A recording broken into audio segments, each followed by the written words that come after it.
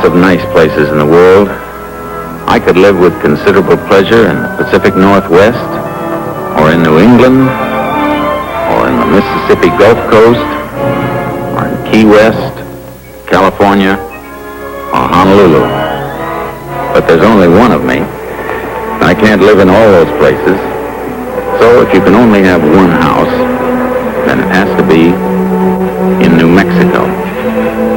Those are Ernie Pyle's words. This is his street. This is his house. Couldn't miss it in a million years. Same old white picket fence, pinon and juniper bushes in the yard, workshop in the back. That girl, my guiding star, he called her. His dog, the shepherd, Cheetah. Inside the house, the things he enjoyed. Ernie Pyle loved these comforts. But in 1940, he confessed a small voice came in the night and said, go. So he went. All the farmers, lumberjacks, bartenders he used to write about were now soldiers. And Ernie had to follow them. He followed them through everything he hated.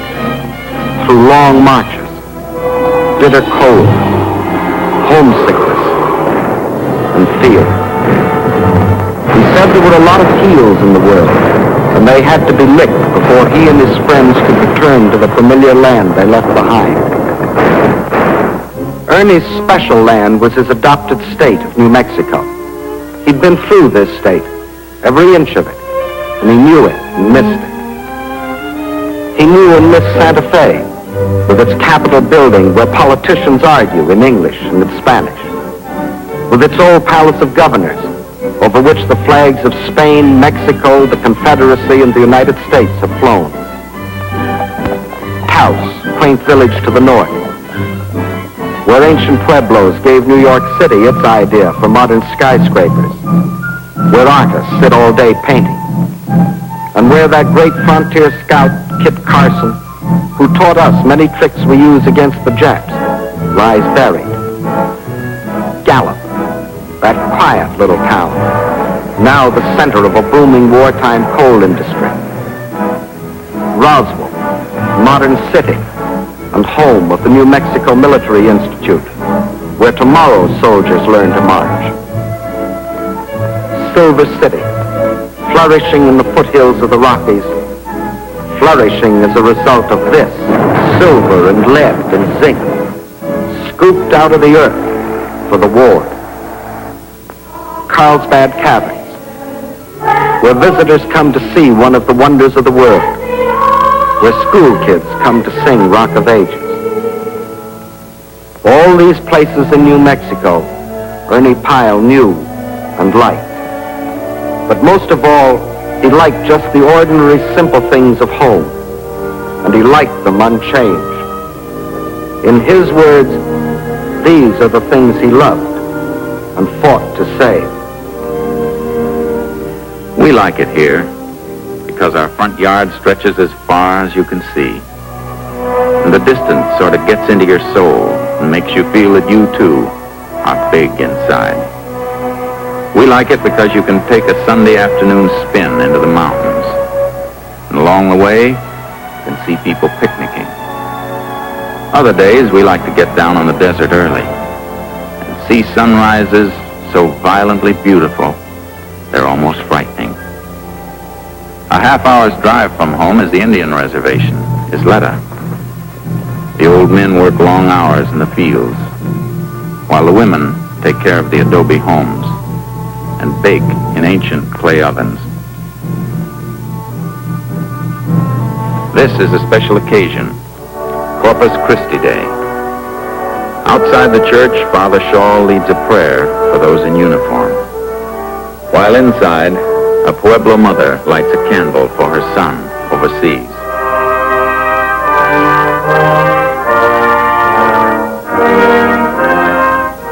Sometimes we like to drive out and watch the Rio Grande flowing across the state.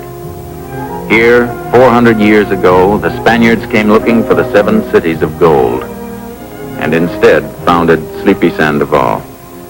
But it's not all sleepy. Here, the Spanish Americans work. Here, they play. Sometimes we like to travel southeast to visit a sheep ranch. This man is one of 3,000 owners. 6 times as many sheep as people in New Mexico. The lambs are sent out to graze and fatten, and then they're clipped. The wool becomes government issue. But above all, we like living back in Albuquerque because, well, when our friends send us letters asking about the place, we get the letters in a country mailbox instead of in a slot in the door. And we like it here because of the informality. You can do almost anything you want to. Well, within reason. We like it because people are friendly and interested in you, yet they leave you alone. Still, you don't suffer from over-isolation, for people here, too, live lives that are complete and full. They make grand slams, they make Sunday cakes, they make landscapes beautiful, and they make it legal. There's no famine of thought in our surroundings. Everyone reads the Tribune or the Journal. There are movies, English, Spanish. There's the State University. We like it here because there are all kinds of people, and they get along. Harold Hubble, sheriff after serving with the 200th Coast Artillery on Bataan in '42. Clyde Tingley, mayor for 28 years, Navajo Indian. Rancher, muchacho, and muchacha.